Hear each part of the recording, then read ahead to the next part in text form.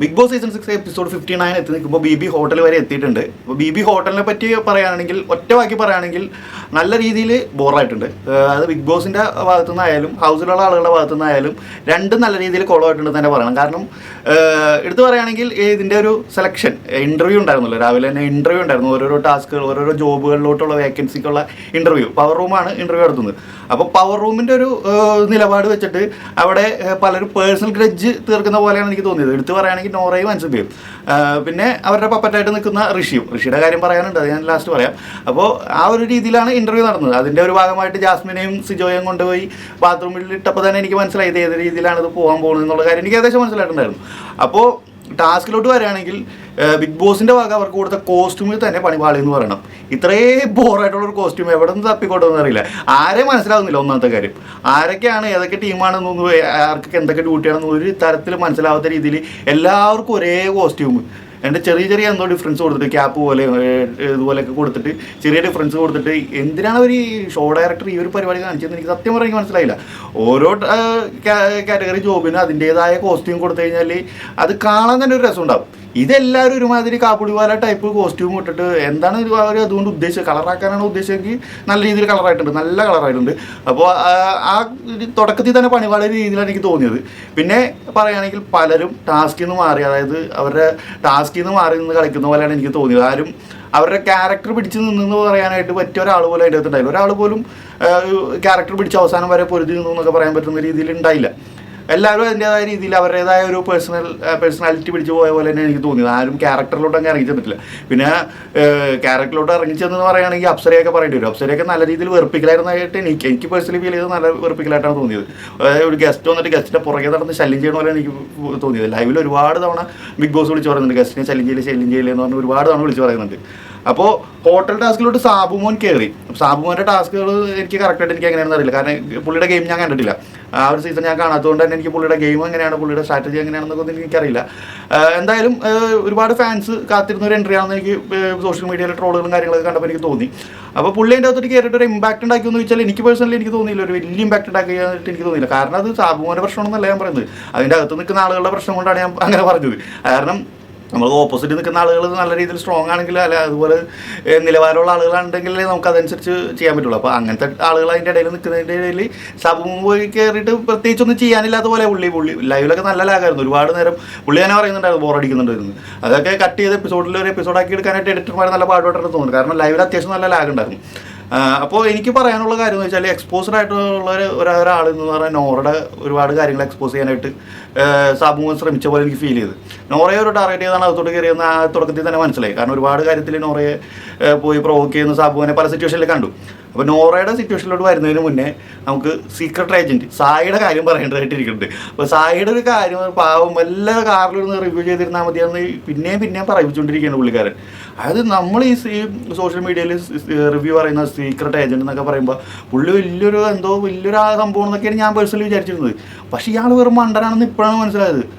അത് ഇനി ഇപ്പോൾ വന്നിരുന്ന ഇയാൾ റിവ്യൂ പറഞ്ഞു കഴിഞ്ഞാലും സത്യം പറഞ്ഞാൽ കോമഡി ആയിട്ട് ആളുകൾ തോന്നുള്ളൂ. അങ്ങനത്തെ രീതിയിലുള്ള പരിപാടികളാണ് പുള്ളീൻ്റെ അകത്ത് ഒപ്പിച്ചുകൊണ്ടിരിക്കുന്നത്. പുള്ളി എന്ത് മൈൻഡ് ഗെയിമാണ്.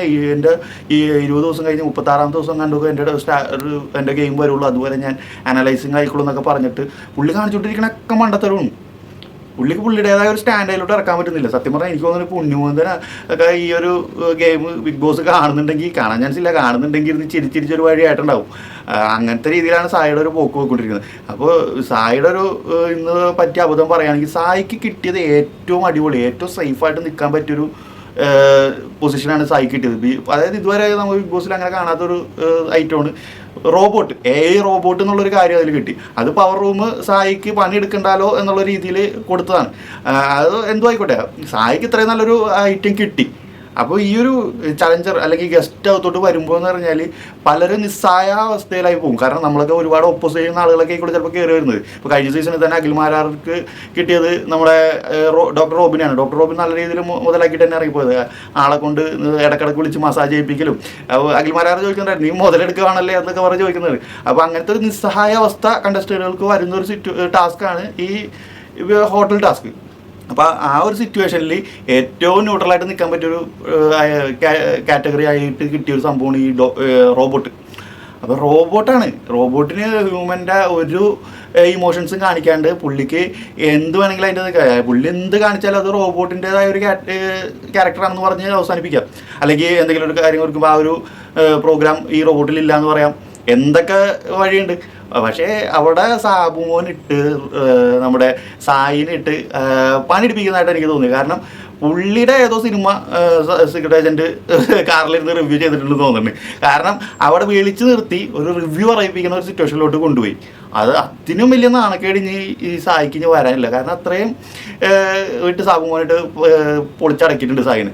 അതും പുള്ളി റിവ്യൂ അങ്ങ് പറയാൻ തുടങ്ങി കഴിഞ്ഞപ്പോൾ ഹൗസിലുള്ള എല്ലാവരും ചുറ്റും അങ്ങ് ഇരുന്നു. എല്ലാവരും അവരുടെ പണിയൊക്കെ വിട്ടിട്ട് അവർ വന്നിട്ട് ഈ റിവ്യൂ കേട്ട് അവിടെ ഇരിക്കുകയാണ്. ബിഗ് ബോസ് വിളിച്ചു പറയണോ അവസാനം നിങ്ങൾ നിങ്ങളുടെ പണി ചെയ്യൂ ഇതൊക്കെ പറഞ്ഞ് വിളിച്ചു പറയുന്ന സിറ്റുവേഷനില്ല. എല്ലാവരും ഒന്നും ചെയ്യണില്ല. എല്ലാവരും അവിടെ ചുറ്റും കൂടി അങ്ങ് നിൽക്കുകയാണ്. എത്ര നേരം വരുന്ന ലൈവിൽ സായിനെ നിർത്തി പറയിച്ചു. അപ്പോൾ സായിയുടെ ഒരു ഗതികേട് എനിക്ക് തോന്നി പാവം. പക്ഷേ സായിക്ക് അത് നല്ല രീതിയിൽ യൂസ് ചെയ്യായിരുന്നു. സത്യം പറഞ്ഞാൽ ഇന്നത്തെ എപ്പിസോഡിൽ സിബിനെ സത്യം പറഞ്ഞാൽ മിസ് ചെയ്തു. സിബിന് ഇന്നത്തെ ഈ ഒരു ടാസ്കിൽ ഉണ്ടായിരുന്നെങ്കിൽ ഉണ്ടല്ലോ ഒരുപാട് നല്ല അടിപൊളി കണ്ടന്റ് നമുക്ക് കിട്ടിയാണ്. പക്ഷേ ഇതൊരുമാതിരി നിലവാരമില്ലാത്ത രീതിയിലുള്ള കണ്ടന്റുകളാണ് എല്ലാം കിട്ടിക്കൊണ്ടിരിക്കുന്നത്. ഈ ടാസ്കിൻ്റെ ബേസിലിട്ട് ഞാൻ പറയുന്നത്. ടാസ്ക് കഴിഞ്ഞിട്ടുള്ള കണ്ടന്റുകളെ പറ്റി ഞാൻ വേറെ സംസാരിക്കാം. ടാസ്കിനെ ബേസ് ചെയ്തുള്ള കണ്ടന്റുകളെ ഞാൻ പറ്റി പറയുകയാണെങ്കിൽ ഒച്ചപ്പാട് ബഹളം സത്യം പറഞ്ഞാൽ ഒന്നും മനസ്സിലാവുന്നില്ല. അങ്ങനത്തെ ഒരു രീതിയിലാണ് പോയിക്കൊണ്ടിരിക്കുന്നത്. അങ്ങനെ ഈ സായിയുടെ ഒരു അവസ്ഥ കഴിഞ്ഞ് കഴിഞ്ഞാൽ പിന്നെ പറയാനാണെങ്കിൽ നോറയുടെ കാര്യത്തിലോട്ട് വരണം. സാബുവും വന്നത് നോറയെ പ്രൊവോക്ക് ചെയ്യാനാണെന്ന് പറഞ്ഞു. നോറ വലിയ ഡയലോഗ് അടിച്ച് നിൽക്കുന്നുണ്ടായി, ഞാൻ പ്രൊവോക്ക് ആവുന്നില്ല അങ്ങനെയാണ് ഇങ്ങനെയാണെന്നൊക്കെ. സത്യം പറഞ്ഞാൽ നോറ നല്ല അന്തസ്സായിട്ട് പ്രൊവോക്ക് ആയിട്ടുണ്ട്. നോറയ്ക്ക് കിട്ടുകയും ചെയ്തിട്ടുണ്ട്. അത് നമ്മൾ ലേറ്റർ ഓൺ നമ്മുടെ ജാസ്മിനും റസ്മിനും ഒക്കെ കൂടിയുള്ള ഒരു ഇഷ്യൂവിൽ നമ്മൾ കാണുന്നത് വെച്ചാൽ തുടങ്ങിയത് ഇവിടെ നിന്നാണ്. അപ്പോൾ അതിൽ സാബുമോന് ക്രെഡിറ്റ് കൊടുക്കണം. കാരണം പ്രൊവോക്ക് ആവില്ല എന്ന് പറഞ്ഞ ഒരാളെ പൊട്ടിപ്പൊളിച്ചിട്ട് ഇതിൻ്റെ എല്ലാം തുടക്കം സാബുമോൻ തന്നെ ആയിരുന്നു. സത്യം പറഞ്ഞു കഴിഞ്ഞാൽ നോമിനേഷനിൽ വന്നാൽ കയറിപ്പോകുന്നുള്ളൊരു ചങ്കുറ്റം ഉണ്ടെങ്കിൽ ഈ പവർ റൂം എന്ന് പറഞ്ഞൊരു സംഭവത്തിലോട്ട് കയറാണ്ടിരിക്കുന്നത് തന്നെയാണ് നല്ലത്. പവർ റൂമിൻ്റെ അകത്തോട്ട് എത്ര പോസിറ്റീവായിട്ട് കയറി കഴിഞ്ഞാൽ നെഗറ്റീവ് ആവും എന്നുള്ളതിനുള്ളൊരു തെളിവാണ് ഇന്നത്തെ എപ്പിസോഡിൽ ഇപ്പോൾ ഈ അൻസിബയുടെയും നോറയുടെയൊക്കെ കാര്യത്തിൽ നമ്മൾ കണ്ടുകൊണ്ടിരിക്കുന്നത്. കാരണം അൻസിബ നല്ല രീതിയിൽ കയറി വന്നൊരു അൻസിബ ഇപ്പോൾ ഒന്നും പറയാനില്ല, അന്തസ്സായിട്ട് നെഗറ്റീവ് ആയിട്ടുണ്ട്. കാരണം പേഴ്സണൽ ഗ്രഡ്ജ് തീർക്കാൻ വേണ്ടി മാത്രം അതിൻ്റെ അകത്തോട്ട് കയറിയ പോലെയാണ് തോന്നിയത്. കാരണം അൻസിബയുടെ കഴിവുകൊണ്ടൊന്നുമല്ല പവർ റൂമിൽ കയറിയാക്കുന്നത്. അതായത് ഋഷി ആയിട്ടുള്ളൊരു ഫ്രണ്ട്ഷിപ്പിൻ്റെ ബേസിൽ മാത്രമാണ് പവർ റൂമിൽ കയറി. പക്ഷേ പവർ റൂമിൽ കയറിയിട്ട് പവർ റൂം ഭരിക്കുന്ന കാര്യത്തിൽ ബാക്കിയുള്ളവരെല്ലാവരെയും തൻ്റെ കൺട്രോളിൽ നിർത്തുന്ന കാര്യത്തിൽ അൻസിബ ജയിച്ചിട്ടുണ്ട്. പക്ഷേ പ്രശ്നം എന്താണെന്ന് വെച്ചാൽ നെഗറ്റീവായിട്ടുള്ള ഔട്ട്പുട്ടാണ് അൻസിബയുടെ ഭാഗത്ത് നിന്ന് കിട്ടിക്കൊണ്ടിരിക്കുന്നത്. കാരണം അൻസിബ ഇതൊരു ഫൺ ഫാക്ടർ ആക്കാനോ അല്ലെങ്കിൽ ഇതിൽ നിന്ന് എൻ്റർടൈൻമെൻറ്റ് അല്ലെങ്കിൽ അങ്ങനത്തെ കണ്ടന്റുകളോ ഉണ്ടാക്കാനല്ല ശ്രമിച്ചുകൊണ്ടിരിക്കുക. അൻസിബ കുറച്ച് പേരൊക്കെ നോട്ട് ചെയ്തിട്ടുണ്ട്. ഇവരോടൊക്കെ ഉള്ള ഇത്രയും നാളത്തെ വൈരാഗ്യം തീർക്കാൻ വേണ്ടിയിട്ട് ഈ പവർ റൂം എന്ന് പറഞ്ഞ കോൺസെപ്റ്റ് യൂസ് ചെയ്യണത്. അതിന് നല്ല സപ്പോർട്ട് കൊടുത്തിട്ട് നോറയും കൂടെ വന്നിട്ട് നല്ല രീതിയിൽ നെഗറ്റീവായി പോയിക്കൊണ്ടിരിക്കുന്നുണ്ട്. പിന്നെ എടുത്തു പറയേണ്ട അടുത്തൊരു കാര്യം എന്ന് പറഞ്ഞാൽ ഋഷിയുടെ കാര്യം. സാബുമോൻ കൊടുത്തൊരു പ്രാങ്കിലാണ് ഈ ഒരു ഇഷ്യൂ ഉണ്ടാകുന്നത്. അതിൽ കയറി തനിക്ക് അഭിനയിക്കാൻ അറിയില്ലെന്ന് എന്തോ പറഞ്ഞൊരു ഇഷ്യൂവിൽ സത്യം പറഞ്ഞാൽ എനിക്ക് മനസ്സിലാവുന്നുണ്ടായില്ല. ഇവർ തമ്മിൽ ഉണ്ടാക്കുന്ന വാക്കുകാർക്കൊന്നും മനസ്സിലായി. വെറുതെ കലവിലാന്നുള്ളൊരു സൗണ്ട് മാത്രമേ എനിക്ക് കേൾക്കുന്നുണ്ടായിരുന്നുള്ളൂ. അത് എൻ്റെ പ്രശ്നമാണെന്ന് എനിക്കറിയില്ല. ഞാനാകെ അത് മാത്രമേ കേട്ടുള്ളൂ. ഇവർ എന്തൊക്കെ പറഞ്ഞാൽ അങ്ങോട്ടും ഇങ്ങോട്ടും പ്രശ്നം ഉണ്ടാക്കണമെന്ന് എനിക്കറിയില്ല. അതിലാകെ മനസ്സിലായത് ഋഷിയോട് അപ്സര പറയുന്നുണ്ട് അഭിനയിക്കാൻ അറിയില്ലെങ്കിൽ അങ്ങനെ എന്തോ പറഞ്ഞതാണ് പ്രശ്നം. അപ്പോൾ എനിക്ക് പേഴ്സണലി തോന്നിയത് വല്ല വഴിക്കും പോയ വള്ളി കയറി പിടിച്ച് അതിൽ കിടന്ന് കുരുങ്ങിയ ഒരു അവസ്ഥയിലാണ് നമ്മുടെ ഋഷി പോയത്. ഋഷി ഭയങ്കര ഡയലോഗ് അടിക്കും, മാസ് ഡയലോഗ് അടിക്കും. പക്ഷേ ഈ ഇത്രയും സെൻസിറ്റീവ് ആയിട്ടുള്ളൊരു കണ്ടസ്റ്റൻ്റ് ബിഗ് ബോസിൽ സീസണിൽ വന്നിട്ടുണ്ടോ എന്ന് വെച്ച് കഴിഞ്ഞാൽ ഇല്ലെന്ന് തന്നെ പറയണം. കാരണം ഭയങ്കര ഡയലോഗ് അടിച്ചിട്ട് വലിയ എന്തോ സംഭവം എന്നുള്ള രീതിയിൽ മാസ് ഡയലോഗ് അതും ഇതൊക്കെ അടിച്ചിട്ട് മാറിയിരുന്നിട്ട് അമ്മനെ കാണുമെന്ന് പറഞ്ഞ് കിടന്ന് കരയണ എണീച്ചൊക്കെ.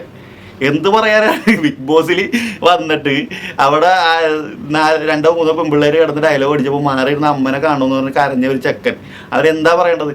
ഈ ഋഷി തന്നെ ജിൻഡോക്കെതിരായിട്ട് പറഞ്ഞിട്ടുണ്ട് പവർ റൂമിൻ്റെ പപ്പറ്റാണെന്നുള്ളതിൽ വാദിച്ച ഒരാളാണ് ഋഷി. ആ ഋഷി ഇപ്പോൾ എന്ത് വലിയ പ്രശ്നം ഉണ്ടായി കഴിഞ്ഞാലും പവർ റൂം അൻസിബയെ വിട്ടിട്ടുള്ളൊരു കളിയില്ല. അവിടെ എന്ത് പറയുന്നു, എന്ത് പ്രശ്നം ഉണ്ടായി കഴിഞ്ഞാലും ഓടിപ്പോൾ അൻസിബയോട് ചോദിക്കുന്നത് ഞാനിങ്ങനെ ചെയ്യട്ടെ. ആ ഒരു രീതിയിലാണ് ഈ ഒരു വീക്കിലെ ക്യാപ്റ്റൻ പോയിക്കൊണ്ടിരിക്കുന്നത്. ഈ ക്യാപ്റ്റൻ തന്നെയാണ് ജിൻഡോയെ പപ്പറ്റാന്ന് പറഞ്ഞ് കുറ്റം പറഞ്ഞത്. എന്താണ് ഇവരെ ഉദ്ദേശിക്കുന്നത് എനിക്ക് മനസ്സിലാവും. ഒരു കാര്യത്തിൽ പറഞ്ഞു കഴിഞ്ഞാൽ ബാക്കി എല്ലാവരും പറയുന്നുണ്ട് പപ്പറ്റെന്നുള്ളൊരു വേർഡ് അവിടെ യൂസ് ചെയ്യണമെന്നില്ലെന്നുള്ളൂ. പക്ഷേ ബാക്കി എല്ലാവർക്കും മനസ്സിലായിട്ടുണ്ട്. ഈ വീക്കിലെ ക്യാപ്റ്റനെ പറ്റിയുള്ള അഭിപ്രായം ചോദിക്കുമ്പോൾ ഇതൊക്കെ തന്നെ ആയിക്കോളൂ പറയാൻ പോകുന്നത്. ഇതിൽ കൂടുതലൊന്നുമില്ല. അൻസിബയുടെ പപ്പറ്റായിരുന്നു ഋഷി എന്ന് തന്നെ പറയേണ്ടി വരും. പിന്നെ എടുത്ത് പറയേണ്ടത് ഈ ജാസ്മിനും നമ്മുടെ നോറയും തമ്മിലുള്ള അടി. സത്യം പറഞ്ഞാൽ നോറയുടെ ഒപ്പം പിടിച്ച് നിൽക്കുകയാണെങ്കിൽ അവിടെ സത്യം പറഞ്ഞാൽ 2 ആളുകളുള്ളൂ. ഒന്ന് ജാസ്മിൻ, 2 ജിൻഡോ. വേറെ പലരും ട്രൈ ചെയ്യുന്നുണ്ടെങ്കിൽ നോറയെ ഒരു ഭയത്തോടു കൂടി നോക്കി കാണുന്ന ആളുകളാണ് എൻ്റെ അകത്തുള്ളത്. ഒരാൾക്ക് നോറയുടെ ഒപ്പം സംസാരിച്ച് പിടിച്ച് നിൽക്കാൻ പറ്റില്ല. കാരണം നോറയുടെ ഹൈ പിച്ച് വോയിസ് തന്നെയാണ് ഏറ്റവും വലിയ കാര്യം. അപ്പോൾ നോറയുടെ ഒപ്പം സംസാരിച്ച് പിടിച്ച് നിൽക്കണമെങ്കിൽ ജാസ്മിൻ അല്ലെങ്കിൽ ജിൻഡോ വേണം. അതിൽ വേറൊരാൾക്ക് ഈ സിജോയൊക്കെ ടാർഗറ്റ് ചെയ്യുന്നുണ്ടെങ്കിലും സിജോക്കൊക്കെ ഒന്നും ഡയറക്റ്റ് നേരെ കയറി നോറയെ മുട്ടാനുള്ളൊരു ധൈര്യം കിട്ടിയ പോലെ എനിക്ക് ഇതുവരെ ഫീൽ ചെയ്തിട്ടില്ല. അതിൽ ധൈര്യത്തോടെ നിന്ന് മുട്ടണമെങ്കിൽ അത് ജാസ്മിൻ തന്നെ ഇറങ്ങണം. സത്യം പറഞ്ഞാൽ ജാസ്മിൻ ഒരുപാട് കുറ്റം ഞാൻ പറഞ്ഞിട്ടുണ്ടെങ്കിലും ഒരുപാട് നെഗറ്റീവ് ജാസ്മിൻ്റെ ഭാഗത്തുണ്ടെങ്കിലും നോറയുടെ കാര്യത്തിൽ വരുമ്പോൾ എനിക്ക് ജാസ്മിൻ്റെ ഭാഗത്ത് നിൽക്കാനാണ് തോന്നുന്നത്. അതെന്താണെന്ന് എനിക്കറിയില്ല. പക്ഷേ നോറയുടെ ഒരു കാര്യം പറഞ്ഞു കഴിഞ്ഞാൽ നോറ നോർമലല്ല, ഉറപ്പിച്ച് പറയാൻ പറ്റും. നോറയുടെ ലൈവിലെ നോറയുടെ പ്രകടനം കണ്ടുവരുന്നത് എപ്പിസോഡിൽ വളരെ കുറച്ച് കാര്യങ്ങൾ കാണിച്ചുള്ളൂ. ലൈവ് കണ്ടവർക്ക് ക്ലിയർ ആയിട്ട് മനസ്സിലാവും ഈ ഒരു പെൺകുട്ടി നോർമൽ അല്ല എന്ന് പറയാനായിട്ട് വേറെ ഒന്നും വേണ്ട. ഇത്തിരി നേരത്തെ വിറച്ച് തുള്ളിയിട്ട് എന്തോ നിസ്സാര കാര്യത്തിന് ഇങ്ങനെ അങ്ങ് വിറച്ച് തുള്ളിയിട്ടുള്ളൊരു റിയാക്ഷനാണ് നോറയുടെ ഭാഗത്ത് നിന്ന് വരുന്നത്. ഒരു നോർമലായുള്ള ഒരു പേഴ്സൻ്റെ ഭാഗത്ത് നിന്ന് വരുന്ന റിയാക്ഷൻ പോലെയല്ല. നമുക്ക് കാണുന്നത് നമുക്ക് തന്നെ ഒരു അൺകംഫർട്ടബിൾ ആയി പോകുന്ന ഒരു സിറ്റുവേഷനിലോട്ടാണ് നോറ കിടന്ന് റിയാക്ട് ചെയ്യുന്നത്. അപ്പോൾ സത്യം പറഞ്ഞാൽ നോറയുടെ എക്സ് ബോയ് ഫ്രണ്ട് ആയാലും എക്സ് ഹസ്ബൻഡ് ആയാലും ഇപ്പോഴത്തെ ബോയ് ഫ്രണ്ട് ആയാലും അവർക്ക് ഓരോ അവാർഡ് കൊടുക്കേണ്ടി വരും ഈ മുതലെല്ലാം സഹിക്കണതിന്. അത്രേ പറയാനുള്ളൂ. ഞാൻ പറയണ എൻ്റെ ഒരു അഭിപ്രായം പറയുന്നത് അത് വലിയ തെറ്റായിട്ടൊന്നും എടുക്കണ്ട. പക്ഷേ എനിക്ക് ഇന്നത്തെ എപ്പിസോഡല്ല ലൈവിൽ നോറയുടെ ഒരു സിറ്റുവേഷൻ കണ്ടപ്പോൾ എനിക്ക് തോന്നിയ കാര്യം ഞാൻ പറഞ്ഞത്. നോർമലല്ല, ഒരാൾക്ക് ഈ ഒരു ക്യാരക്ടറുള്ള ഒരാളുടെ കൂടെ സംസാരിച്ച് ജീവിച്ചു പോകാൻ പറ്റുമെന്ന് എനിക്ക് തോന്നുന്നുള്ള പേഴ്സണലി. അപ്പോൾ ആ ഒരു സിറ്റുവേഷനിലാണ് നോറ കിടന്ന് കളിച്ചത്. അതിൻ്റെ ഇടയിൽ റസ്മിനെ എങ്ങനെ വന്നാലും ജാസ്മിനെ ഓപ്പോസിറ്റ് നിൽക്കണം എന്നുള്ളൊരു ഉറച്ച തീരുമാനത്തിൽ പോയിക്കൊണ്ടിരിക്കുന്നതുകൊണ്ട് അതായത് റസ്മിന് കാര്യം മനസ്സിലായി. കാരണം ഇവരുടെ കോമ്പോ നെഗറ്റീവ് ആണെങ്കിലും പുറത്ത് ഹിറ്റാണെന്നുള്ളൊരു സപ്പോർട്ടിലാണ് ഇവർ കിടന്നത്. പക്ഷേ ഗബ്രി ഔട്ടായപ്പോൾ ഇനി ഈ ഒരു ഗ്യാങ്ങിൽ നിന്ന് കഴിഞ്ഞാൽ താനും പോകാൻ ചാൻസ് ഉണ്ട് എന്ന് മനസ്സിലായതുകൊണ്ട് തന്നെയാണ് റസ്മിന് ഇപ്പോൾ ജാസ്മിനെതിരായിട്ട് നിൽക്കുന്നത്. അല്ലാണ്ട് പെട്ടെന്നൊരു ദിവസം അതായത് ഒരു വീക്കെൻഡ് എപ്പിസോഡ് കഴിഞ്ഞ ഒരു എവിക്ഷൻ കഴിഞ്ഞപ്പോൾ തന്നെ ജാസ്മിൻ പറയുന്നതൊക്കെ തെറ്റാണ്, ജാസ്മിൻ എന്നെ യൂസ് ചെയ്യുന്ന പോലെയൊക്കെ എനിക്ക് തോന്നി. അവരുടെ കാര്യങ്ങളൊക്കെ ഞാനിരുന്ന് ആലോചിച്ചു. ഇത്രയും ദിവസം ആലോചിച്ചില്ല. ഗബ്രി എവിക്റ്റ് ആയപ്പോഴാണ് റസ്മിൻ അതൊക്കെ ആലോചിച്ചത്. അപ്പോൾ റസ്മിൻ്റെ കാര്യം നമുക്ക് അറിയാമല്ലോ. റസ്മിൻ്റെ ഒരു ഒഴിയാബാധയാണ്. ബിഗ് ബോസ് സീസൺ 6 ഒരു ഒഴിയാബാധ എന്ന് തന്നെ പറയണം. അത് പോയില്ല, എങ്ങനെ വന്നാലും പോകില്ല. 100 ദിവസം കഴിഞ്ഞാലും അതിൻ്റെ അകത്ത് തന്നെ ഉണ്ടാവും. അത് ഉറപ്പുള്ള കാര്യമുള്ളൂ. മാൻഡ്രൈക്ക് ഞാൻ ഇന്നലെ തന്നെ വീഡിയോയിൽ പറഞ്ഞു മാൻഡ്രൈക്കാണെന്നത്. ബിഗ് ബോസ് സീസൺ 6 മാൻഡ്രൈക്കാണ് റസ്മിൻ. പിന്നെ എടുത്തു പറയേണ്ട ഒരാളെന്ന് പറഞ്ഞു കഴിഞ്ഞാൽ നമ്മുടെ ജിൻഡോയുടെ കാര്യം എടുത്ത് പറയണം. ഇന്ന് ജിൻഡോനെ ആരെങ്കിലും സ്ക്രീനിൽ കണ്ടായിരുന്നോ? 1-2 മിനിറ്റ് കണ്ടെന്നല്ലാണ്ട് ജിൻഡോ കാര്യമായിട്ട് ഒരു ഇതിലും ഇടപെട്ടുമില്ല, ഒന്നുമില്ല. തനിക്ക് എന്താ ടാസ്ക് കിട്ടിയത് കറക്റ്റായിട്ട് ചെയ്ത് അവിടെ നിന്ന് ഏറ്റവും കൂടുതൽ പോയിന്റ് വാങ്ങിച്ച് അവർ ഇന്നത്തെ ടാസ്കിൽ ജയിച്ചു എന്നുള്ളതാണ്. ഇതാണ് ജിൻഡോ എന്നുള്ളൊരു മൈൻഡ് ഗെയിമർ എല്ലാവരും അണ്ടർ എസ്റ്റിമേറ്റ് ചെയ്യുന്നത് ഞാൻ പറയുന്നത്. കാരണം പുള്ളിക്കറിയാം എവിടെ എങ്ങനെ ഏത് രീതിയിൽ നിൽക്കണം, ഏത് സിറ്റുവേഷനിൽ എങ്ങനെ സംസാരിക്കണം, ഏത് സിറ്റുവേഷനിൽ എങ്ങനെ റിയാക്ട് ചെയ്യണമെന്ന് കറക്റ്റായിട്ട് അറിയാവുന്ന ആളാണ്. താഴ്ന്ന് നിൽക്കേണ്ട സ്ഥലത്ത് താഴ്ന്ന് നിന്ന് തനിക്ക് കിട്ടേണ്ടത് അത് നേടിയെടുക്കുന്ന ഒരു സിറ്റുവേഷനിലോട്ട് എത്തുന്ന ആളാണ് ജിൻഡോൻ്റെ ഗെയിം ആരും ഇതുവരെ മനസ്സിലാക്കിയിട്ടില്ല എന്നാണ് പറയണം. കാരണം അസാധ്യ പ്ലെയറാണ്. ഇതുവരെയുള്ള സീസണുകൾ എടുത്തു നോക്കിക്കഴിഞ്ഞാൽ എല്ലാവരും ഓരോ കാറ്റഗറി, അതായത് സേഫ് ഗെയിമേഴ്സ് അല്ലെങ്കിൽ രാജാവ്, അങ്ങനത്തെ കുറേ കാറ്റഗറിയിൽ വന്ന ആളുകളുണ്ടാവില്ല. അപ്പം അങ്ങനെ എല്ലാവരും ഒരേ ലെവലിൽ പിടിച്ചു വരുന്ന ടാസ്കുകളാണ്. പക്ഷേ ഈ ഒരു സീസൺ 6 ജിൻഡോ കളിക്കുന്ന കളി ഒരു ബെഞ്ച് മാർക്ക് സെറ്റ് ചെയ്തിട്ടേ പോകുള്ളൂ. കാരണം പുള്ളി ഇതുവരെ ആരും ഇറക്കാത്തൊരു കളിയാണ് അതിൽ ഇറക്കിക്കൊണ്ടിരിക്കുന്നത്. പുള്ളി ഇന്നൊരു ക്യാരക്ടറാണെങ്കിൽ നാളെ വേറെ ക്യാരക്ടർ ആയിക്കോളൂ. ഒരു രീതിയിലും പിടിതരാത്തൊരു ക്യാരക്ടർ തന്നെ പറയണം. അസാധ്യ ഗെയിമറാണ് പുള്ളി. എനിക്ക് തോന്നുന്നു ഈ ഒരു ലെവൽ പിടിച്ചു പോയാൽ പുള്ളി അതിൻ്റെ അകത്ത് നിന്ന് കപ്പും കൊണ്ടേ പോകുള്ളൂ. കാരണം പുള്ളിക്ക് അറിയാം എങ്ങനെ നിൽക്കണമെന്ന്, എവിടെ എത്ര ക്ലിയർ ആയിട്ട് സംസാരിക്കണമെന്ന് പുള്ളിക്ക് അറിയാം. അതിന് ഏറ്റവും വലിയ എക്സാമ്പിൾ ഇന്നത്തെ ലാസ്റ്റ് കുറച്ച് ടൈം എപ്പിസോഡിൽ ലാസ്റ്റ് കുറച്ച് ടൈം നോറയെ പറ്റി സംസാരിക്കുന്ന ഒരു കാര്യം മാത്രം എടുത്ത് നോക്കിയാൽ മതി.